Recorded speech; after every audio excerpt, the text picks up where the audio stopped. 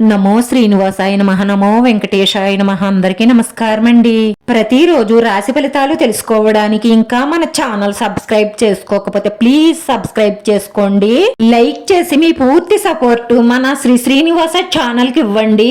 ఈ వారం రాశి ఫలితాలలో గోచార్య రీత్యా వృషభ రాశి వారు ఎటువంటి శుభాశుభ ఫలితాలను పొందుతారో తెలుసుకోవడానికి ఈ మన వీడియోని ఎక్కడా స్కిప్ చేయకుండా చివరి వరకు చూడండి.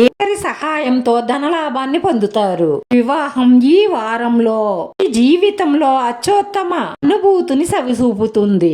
జీవితంలో అతి ముఖ్యమైన వ్యక్తిని మెప్పించడం చాలా కష్టతరం అవుతుంది. వాళ్ళు గతంలో చేసిన తప్పులను మన్నించడం ద్వారా మీ బంధం బలపడుతుంది. ఈ వారంలో మాత్రం మీరు వాహనాన్ని చాలా జాగ్రత్తగా నడపండి.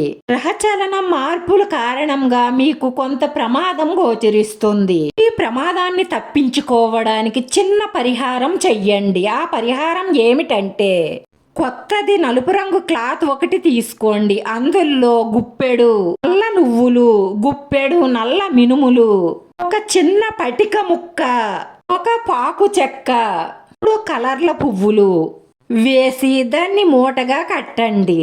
వాహనాన్ని శుభ్రంగా కడిగి దానికి గ్రంథం రాసి పసుపు రాసి బొట్టు పెట్టండి. వాహనానికి ధూపం వెయ్యండి.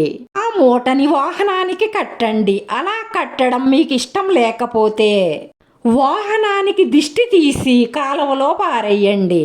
ఇలా చేయడం వల్ల ప్రమాదం నుంచి తప్పించుకోవడమే కాకుండా గ్రహదోషాలు కూడా తొలగుతాయి. ప్రముఖులతో పరిచయాలు ఏర్పడతాయి. కమ్యూనికేషన్ పెరుగుతున్న భావన మీ మనసుకు అనిపిస్తుంది.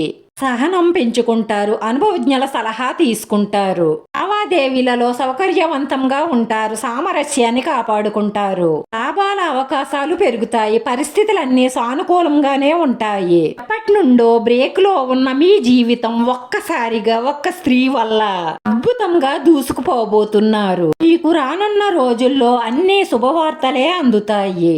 ఈ జీవితంలో ఒక స్త్రీ ఎంట్రీ ఇస్తుంది. అందరి మద్దతు విశ్వాసాన్ని పెంచుకుంటారు. కుటుంబంలో ఆనందం ఉంటుంది. ఆహ్లాదకరమైన సంబంధాలలో ఆనందం పెరుగుతుంది. ఆఫీస్లో మీకు శత్రుత్వంగా ఉన్నవారే మీరు చేసే ఒక మంచి పని వల్ల మీకు మిత్రులుగా మారతారు. ఎవరితోనూ అనవసరమైన చర్చలు చెయ్యకండి. ఇది అనవసరంగా మీ సమయాన్ని వృధా చేస్తుంది. అలాగే ఒక్కొక్కసారి లేనిపోని సమస్యలను తెచ్చిపెడుతుంది.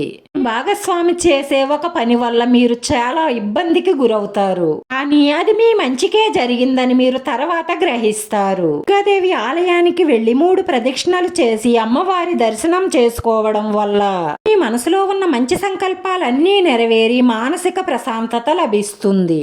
మన శ్రీనివాస ఛానల్ ఆదరించండి. అందరికీ ధన్యవాదాలండి. నమో వెంకటేశాయ నమః.